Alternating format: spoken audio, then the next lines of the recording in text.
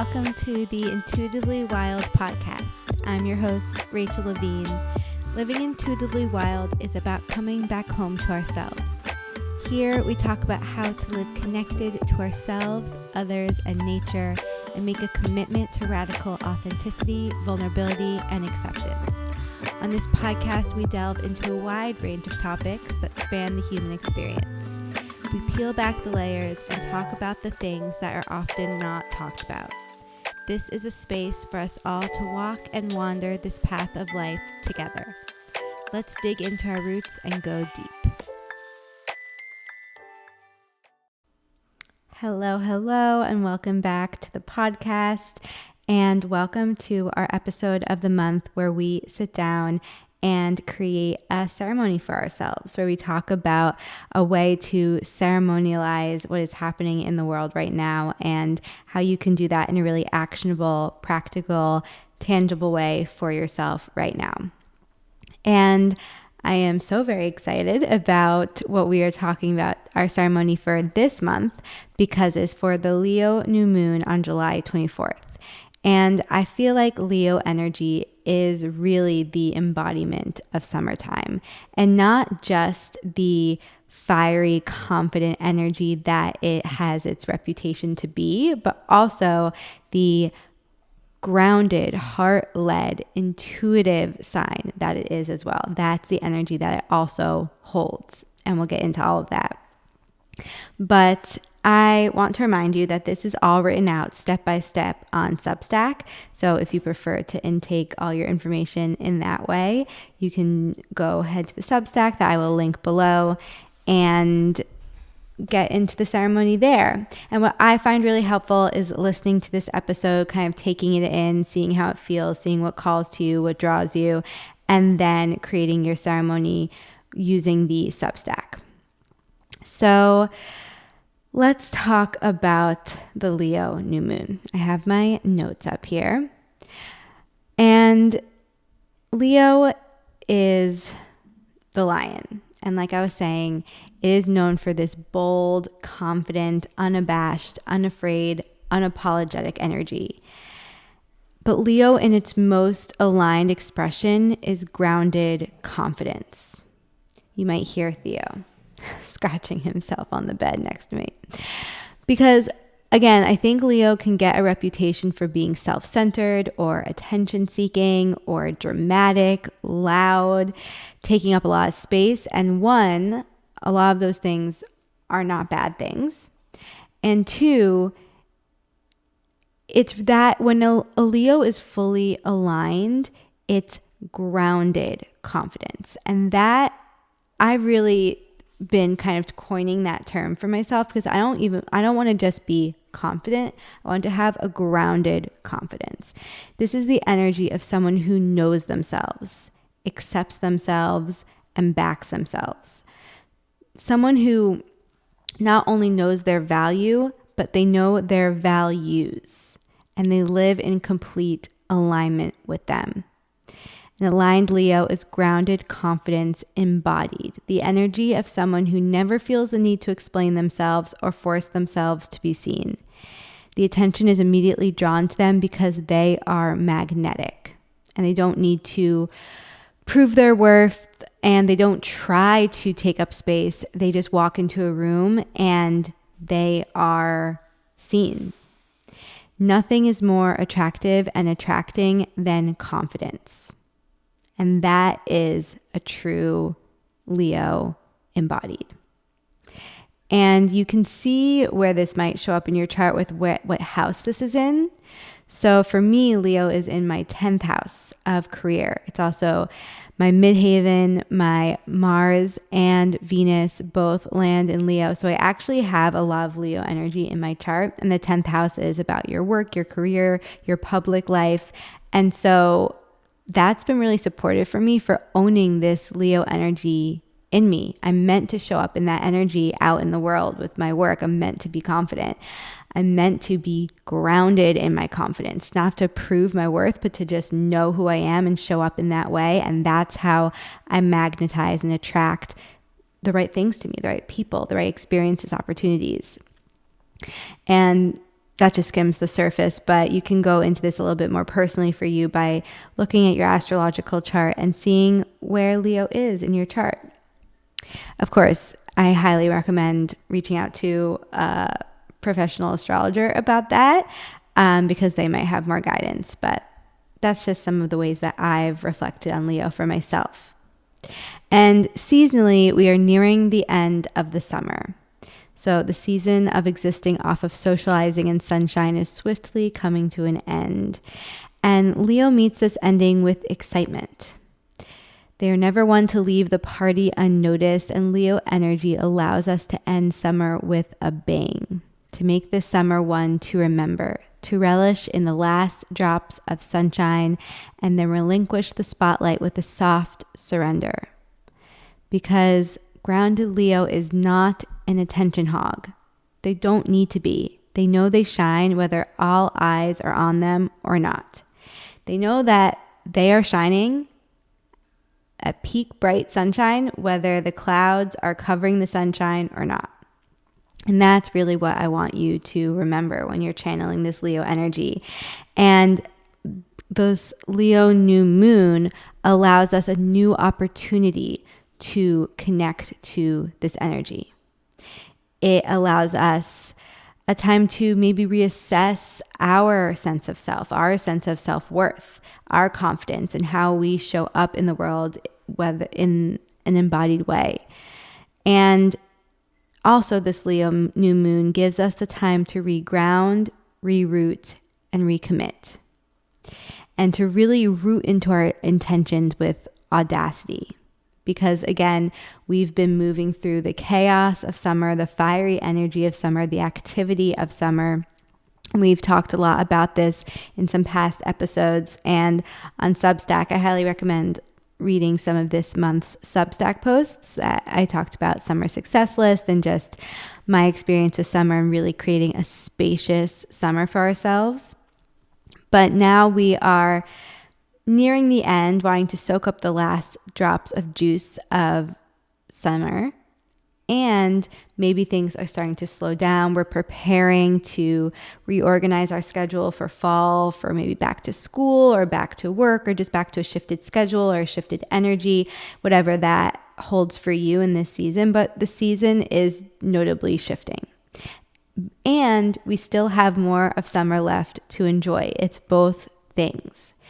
But perhaps you set intentions at the beginning of the summer, and this is a perfect time to reassess them, reflect on how they have unfolded for you and how you are showing up for them. So that's why our themes are reground, reroute, recommit. So we want to reground into our bodies, into our intentions, our desires from the frenetic summertime energy, because I know I have been hit with the chaos. I mean, I'm just in a crazy time in my life, and it is met at peak summertime. And so whether or not you have a lot going on, you have a lot going on because the world is just alive within us, around us. The world has a heartbeat, and right now it is beating very fast. So this is our time to reground, to stabilize, and to reroute if we have fallen off track, to release and shed and unapologetically step away from all that has distracted us from our path, and to not do so from a self-blaming or shaming or guilt-driven place, to not do so from that new year, new me type energy, this I need to fix myself type energy, or I did something wrong type energy, but more so just an assessment, a curiosity, a desire to know ourselves and to honor what we need. And then to recommit to our intentions as we walk forward with renewed clarity, confidence, and courage. Bolstered by the energy of summertime and the Leo new moon, it is time to come together in ceremony with confidence and courage. And so I'm going to go through this ceremony, how you can set the ceremony up for yourself. But remember that a ceremony is a time it's when you enter a new space and really create the space in your day to be intentional, shift the energy, and go inwards, so then you can walk out into the world changed and more connected and more alive and present. And a ceremony is full of different rituals.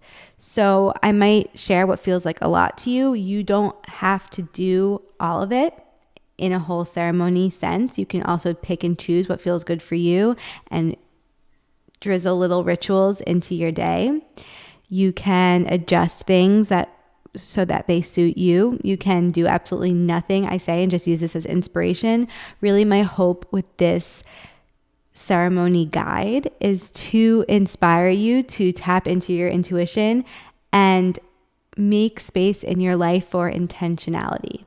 Whether that is a whole day devoted to ceremony or whether that is day-to-day rituals that enhance your life. And I really recommend both, especially if you are someone who loves ceremonies. The integration of a ceremony is through our daily rituals. So yes, it's so beautiful to have these once in a while times where maybe we go on a retreat or we do a really special yoga class or a workshop. That's so special. That's so sacred.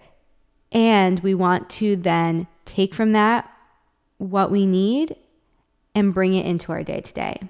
And not just have it be a once in a while thing that feels so far out of reach or that we have to work towards and struggle the rest of our life for. You know what I mean? So there's that. Okay. We're going to start with our altar suggestions because, as I always say, setting up for the ceremony is a crucial and key component of the ceremony. And having an altar that we establish when we're starting our ceremony allows us to set the energy, set the pace, set the stage, and create a foundation for ourselves, create a little container for ourselves of what it's going to be like for our ceremony. And also, you can then keep that altar up. So it's a reminder of the intentions that you set during the ceremony. It's a reminder of what this ceremony revealed to you, how you felt in it. And it helps you reconnect to that time and time again. Also, coming to your altar can be a ritual that you establish for yourself daily or weekly or however that looks for you. And setting up this altar can be the whole ceremony, period, end. And getting each part of the altar ready can be a ritual in and of itself, whether you do that over a span of time or make a whole ceremony of decorating the altar. I hope that all makes sense. I have so much to say about all of this, but I never know if I'm repeating myself or being clear enough. So please let me know. Okay, let's talk about our altar suggestions. I always like to have all 5 elements present. So, air. This new moon is connected to throat gates in human design. So just like in astrology, how the sun and all the planets move through different signs, the sun moves through different gates in human design, which actually is connected to astrology. But we won't go into all of that now. But in short, when it's connected to throat gates, this means that our communication is extra powerful and impactful right now. And communication is connected to the air element. So perhaps one of the most powerful ways we can connect to this element is through thinking about our communication and our throat chakra. So ask yourself, what is my relationship like to my throat, to my voice, to my ability to communicate? How do I want to strengthen my connection to my throat? And for our altar, we want to journal about this and leave this piece of paper on our altar. Next is fire. So I want to share one of my favorite candle rituals. And for this, I recommend using a new candle or one that feels special to you or one that you can kind of cleanse and stabilize a neutral energy. You don't really want to bring in a candle that might have other energy to it, because you're establishing a relationship with this candle and you're pouring an intention into it. And so you want it to be able to receive that. So based on your intentions, your desires, the energy you are feeling right now, you can carve a symbol into your candle using any tool such as a pen, toothpick, or your fingernail. Perhaps you write out one word that signifies your intention or a symbol that represents that intention to you. You can get as creative or as simple as you would like. And while doing so, you can repeat your intention out loud and feel that energy flowing from your hands into the candle. And as you light the candle, imagine pouring your energy into your intentions, bringing them into your life. And so every time you light that candle after that, it will diffuse the intention that you set, the word that you put, the image that you drew. So the first time I did this was for my priestess training in our initiation ceremony. My teacher, Kate, had us write out a word, and we did a whole ritual to get to this word. But for me, the word was power. And so I have this candle with the word power written in a really beautiful symbol. And I light that candle every time I sit in a big ceremony for my priestess training. And it's a reminder of what I declared and devoted myself to for that specific container.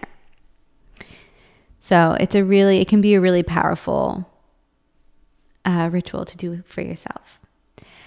And earth. So while the earth is still abundantly blooming around us, I recommend you go to your local florist and pick out your favorite flowers to place on your altar, or whatever flower you're feeling called to. Really, for the earth element, especially in summer, the options are endless. Just go outside and find something in nature that you feel called to or that means something to you and place it on your altar. Okay, water. As we may still be feeling or recovering from the heat of the summer, I suggest adding an overnight infusion to your altar. So you can do this using the herbal companions that we're going to discuss in a moment, or any herbs you feel called to right now. And how you make this is you just boil water and pour them over your herbs. And while you do so, repeat your intentions out loud or to yourself. And then leave the mixture in your fridge or on your counter overnight and strain in the morning. And then drink.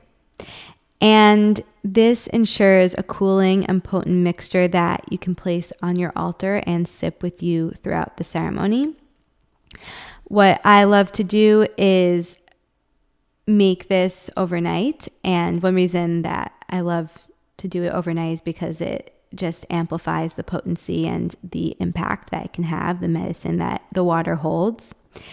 And I don't like cold drinks, so I like it room temperature, or hot, even when it's really hot outside. But if it's super, super hot, I'll do room temperature, and I will drink it throughout the day, preparing for my ceremony, during the ceremony, and then I'll leave a little left over on my altar because it also holds the energy of my intentions. Water holds energy and power.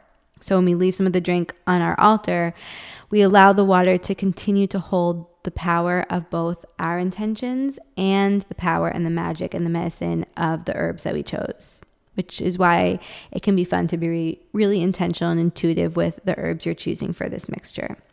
Not only to support you physically and even energetically in that moment, but also to support you energetically throughout this time period. Okay, spirit. So the archetype at this time is that of the mother. And this was primarily true during peak summertime, summer solstice, but really is true until the end of this summer season. And so it can be really nourishing and healing to connect to this energy in whatever way feels supportive and meaningful for you. So what does mother mean to you? What is your relationship like with mother energy, with your inner mother? with the way that you mother, whether that's to yourself or others or the world or your creations. And whether this calls you to connect to your inner mother, your real in real life mother, or the divine mother, that's up to you. But take some time to connect to this mother energy. Perhaps journal about it, have a conversation with your mom, your grandma, spirit, sit in meditation and reflect. And then place something on your altar that signifies an intention that comes forth from this reflection. So whether that's something that you want to commit to and connect to more deeply when it comes to mothering yourself, or something you want to release when it comes to a behavior that maybe stems from a mother wound, whatever that might be for you, just set this intention.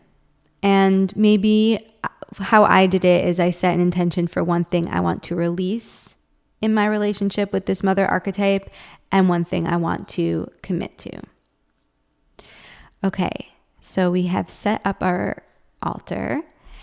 And one reason I always put the altar suggestions first is because each element of the altar, it can be its own ritual for you to do it anytime. And B, sometimes you need to get materials and supplies in order to prepare. So I want you to have that preparation, be aware of what preparation might be needed. And that goes for the whole ceremony, kind of knowing how much time you want to give to this ceremony, when you can make that space for yourself. It's good to kind of read through that first, and so you can prepare and know.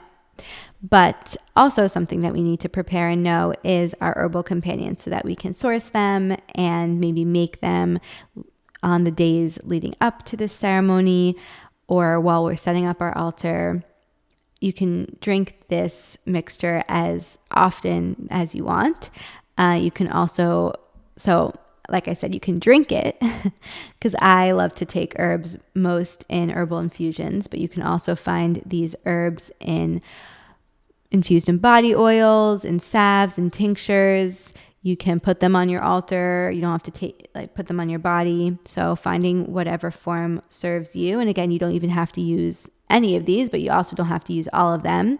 But this is the mixture that I am really connecting with right now, that I feel is really powerful for this ceremony. So we have 4 herbs.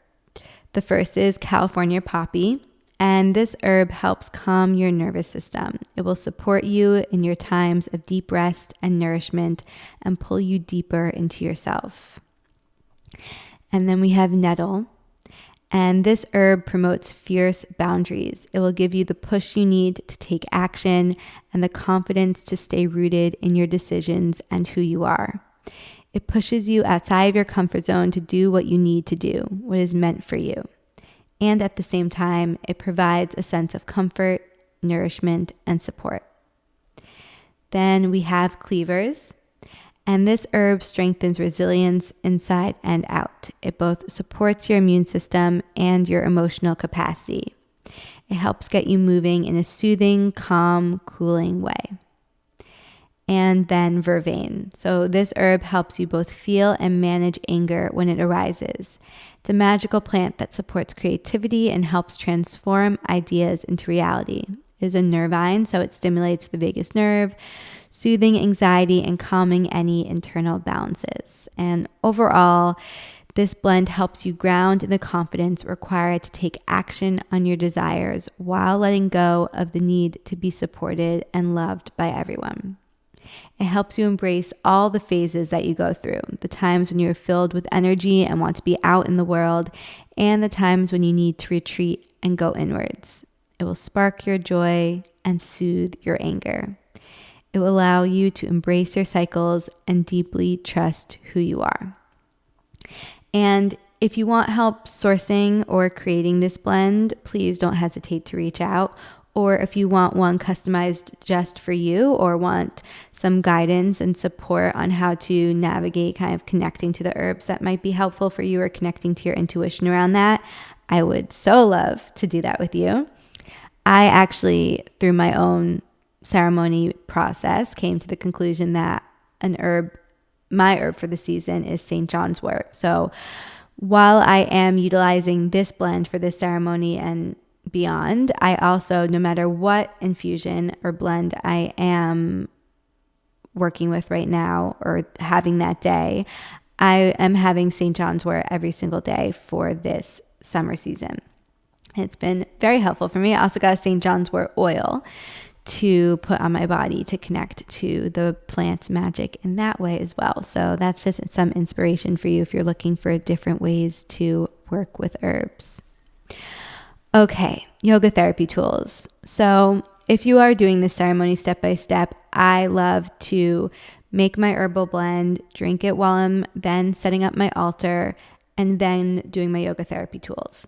And if the weather permits, I recommend doing this outside to really soak in that summertime energy and sunshine.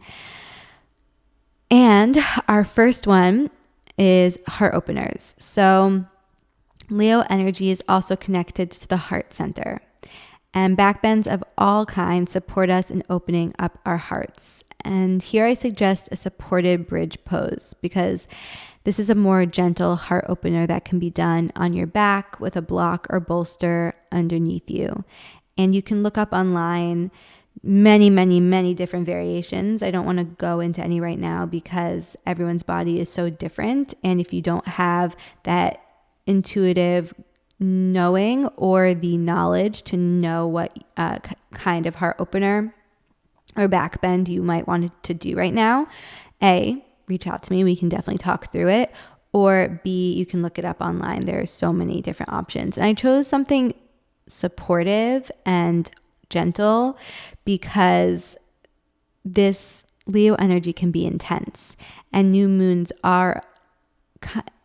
they ask us to soften. They ask us to go inwards. They're that darker phase of the moon. And so we want to really allow ourselves to soften in this posture and release any tension and relax into the support beneath us, relax into the earth, feel supported and held by Mother Nature, by that mother energy.